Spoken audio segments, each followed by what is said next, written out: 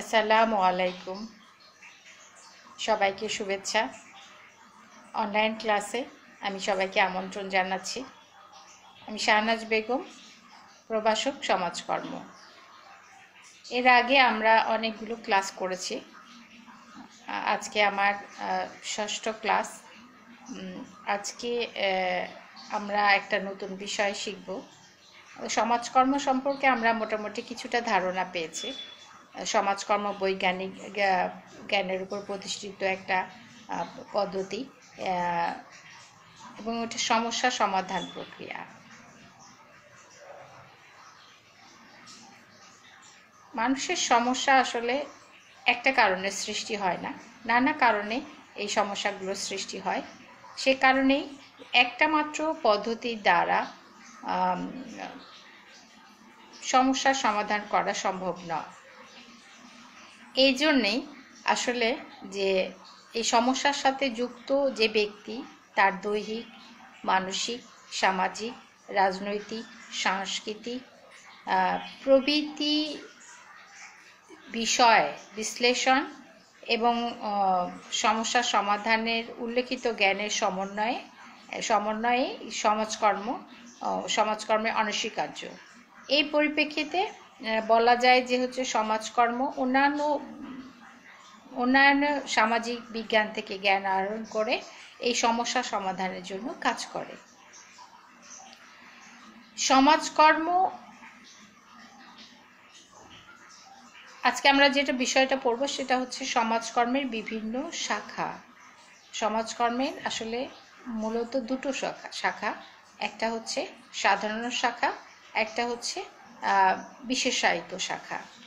এখন প্রথমত আমরা জানব যে সাধারণ শাখাটা কি।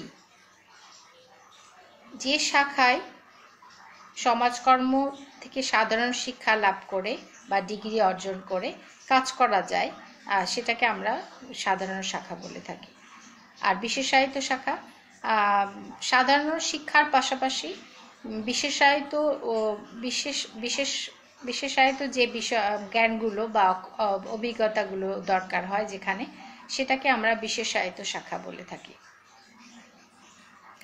এখন আমরা একটু দেখব যে হলো দুটো শাখাতে আসলে কিছু ভাগ আছে। এখানে হচ্ছে বিশেষায়িত শাখায় 8টি ভাগ আছে, আর একটা হচ্ছে সাধারণ শাখাতেও হচ্ছে 8টি ভাগে ভাগ করা হয়েছে সাধারণ শাখাকে।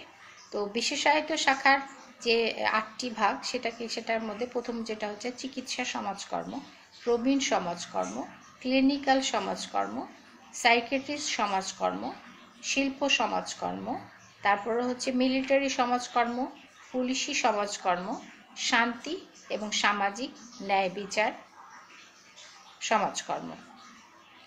সাধারণ শাখার যেটা আছে, সাধারণ শাখায় হচ্ছে যে সেখানেও 8টি শাখা আছে। এই 8টি শাখার প্রথম যে শাখা, সেই শাখাটা হচ্ছে যে বিদ্যালয় সমাজকর্ম। বিদ্যালয় সমাজকর্ম এরপরে যে শাখাটা, সেই শাখাটা হচ্ছে আন্তর্জাতিক সমাজকর্ম। 3 নম্বর শাখা হচ্ছে প্রশাসনিক সমাজকর্ম, 4 নম্বর ব্যবস্থাপনা সমাজকর্ম, 5 নম্বর আদালত সমাজকর্ম, 6 নম্বর পল্লী সমাজকর্ম, 7 নম্বর প্রগতিশীল সমাজকর্ম এবং 8 নম্বর হচ্ছে বৃত্তিমূলক সমাজকর্ম। এখন আমরা একটা একটা করে হচ্ছে আসলে এই যে শাখাগুলো বললাম, এই শাখাগুলো একটু দেখি কিছু পরিচিতি পাওয়া যায় কিনা। প্রথম যে শাখাটা আমরা দেখব সেটা হচ্ছে চিকিৎসা সমাজকর্ম। চিকিৎসা সমাজকর্ম হচ্ছে সমাজকর্মের সেই শাখা যেখানে হচ্ছে সমাজকর্মের জ্ঞান এবং দক্ষতাকে কাজে লাগিয়ে রোগীর রোগ নির্ণয় এবং হচ্ছে তার অর্থনৈতিক এবং মনস্তাত্ত্বিক তথ্য উদ্ঘাটন করে চিকিৎসা পরিকল্পনা করতে সহায়তা করা এবং রোগীকে সুস্থ সামাজিক জীবনে ফিরিয়ে আনার জন্য চেষ্টা করা হয়। এরপরে যেটা হচ্ছে সেটা হচ্ছে বিদ্যালয় সমাজকর্ম। বিদ্যালয় সমাজকর্ম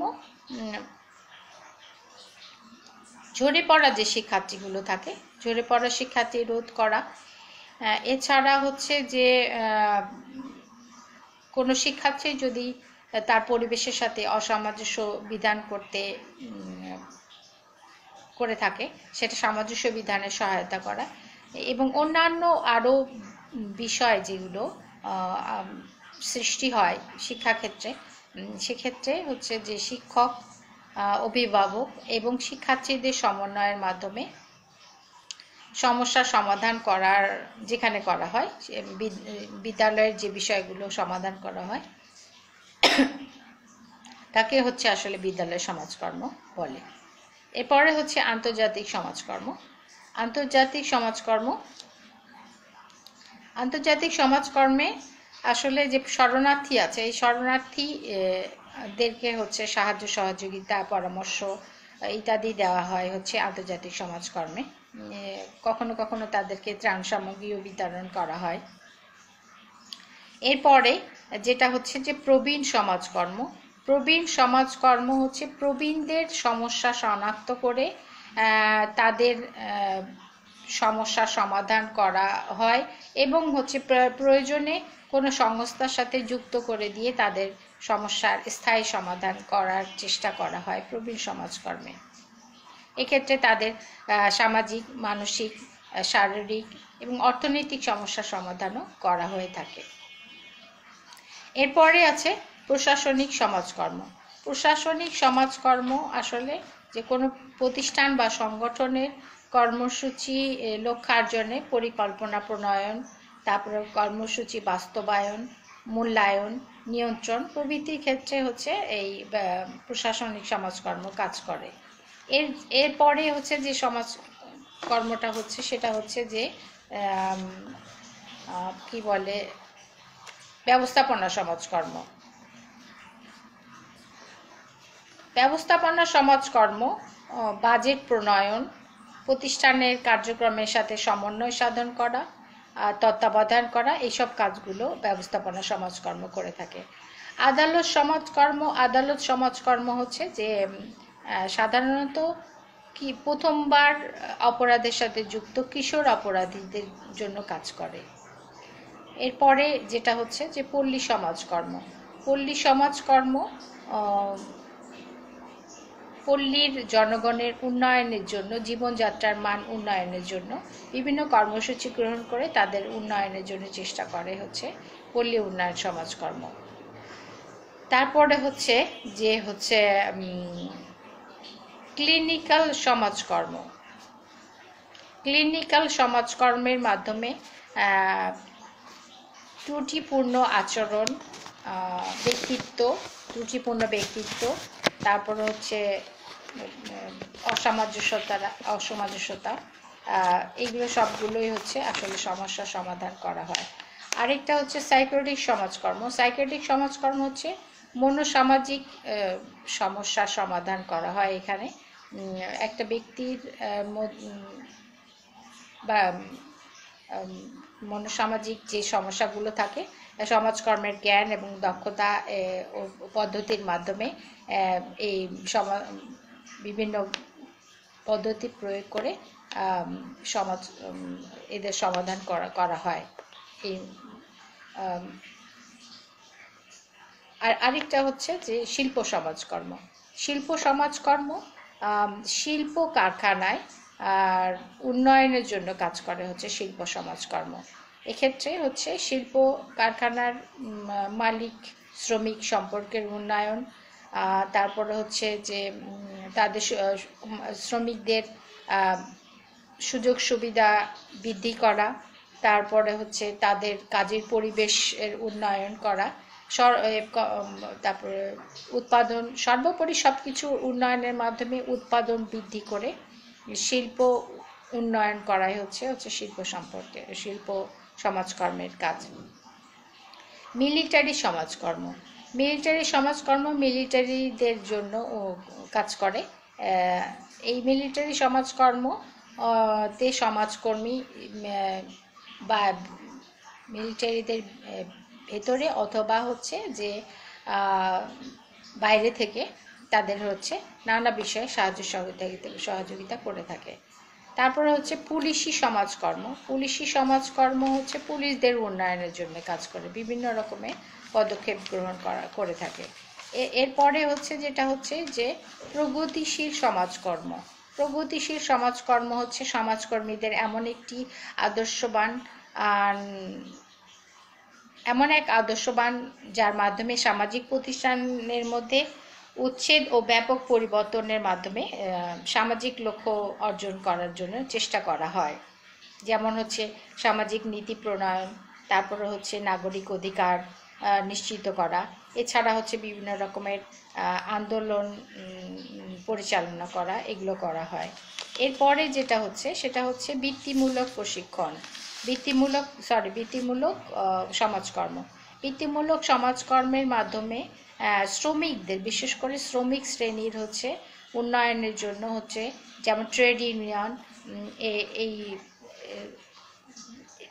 মানে শিল্প উন্নয়নের ফলে আসলে শ্রমিকদের এই ট্রেড ইউনিয়ন হয়, তৈরি হয়, এবং এইটার মাধ্যমেই আসলে বিভিন্ন বৃত্তিমূলক প্রশিক্ষণের কাজ করে হচ্ছে বৃত্তিমূলক প্রশিক্ষণ সমাজকর্ম। এরপরের যে হচ্ছে শাখা আছে সেটা হচ্ছে যে শান্তি এবং ন্যায় বিচার প্রতিষ্ঠা। বিশ্বের সর্বত্রই সব জায়গাতেই শান্তি প্রতিষ্ঠা করা এই সমাজকর্মের কাজ, যাতে করে সমাজে ন্যায় বিচার প্রতিষ্ঠার মাধ্যমে ঐক্য এবং শান্তি প্রতিষ্ঠিত হয়, তার জন্য কাজ করে হচ্ছে শান্তি এবং সামাজিক ন্যায় বিচার সমাজকর্ম। এখন আমরা যদি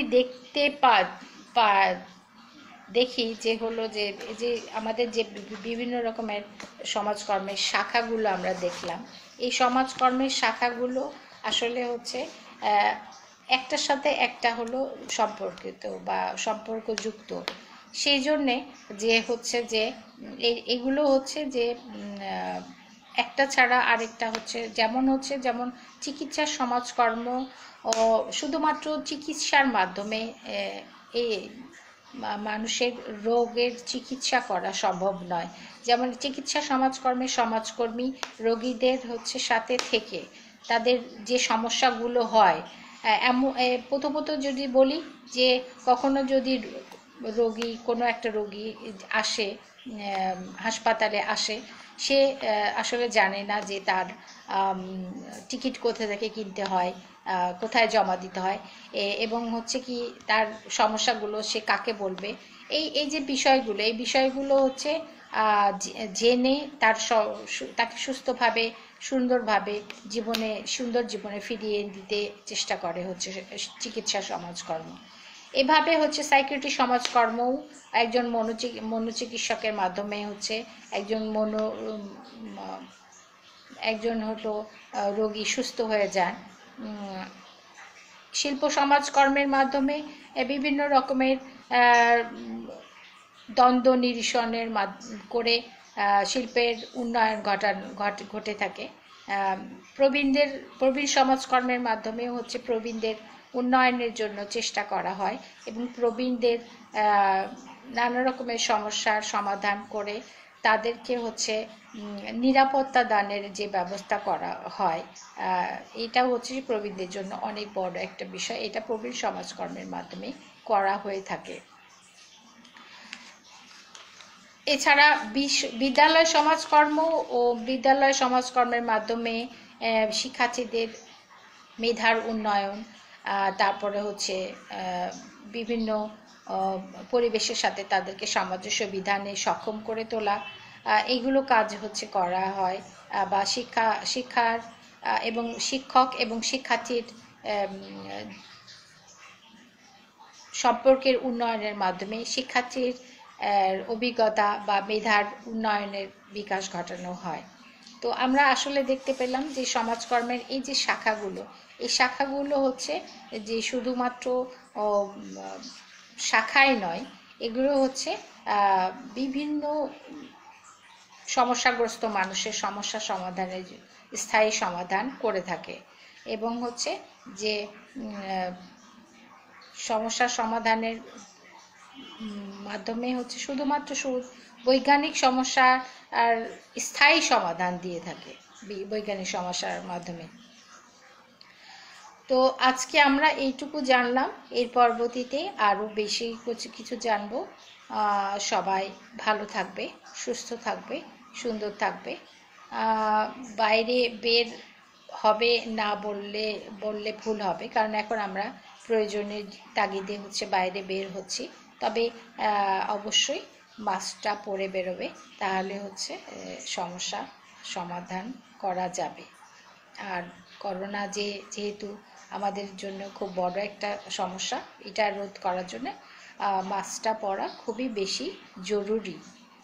আর আমি চাইবো যে সবাই সুস্থ থাকবে, সুন্দর থাকবে এবং সুনাগরিক হিসেবে গড়ে উঠবে, এবং হচ্ছে যে কোনো অসৎ সঙ্গে পড়বে না, এবং নিজের জীবনটাকে সুন্দর করে গড়বে এবং সুন্দর একটা মানুষ হিসেবে গড়ে উঠবে। ধন্যবাদ সবাইকে।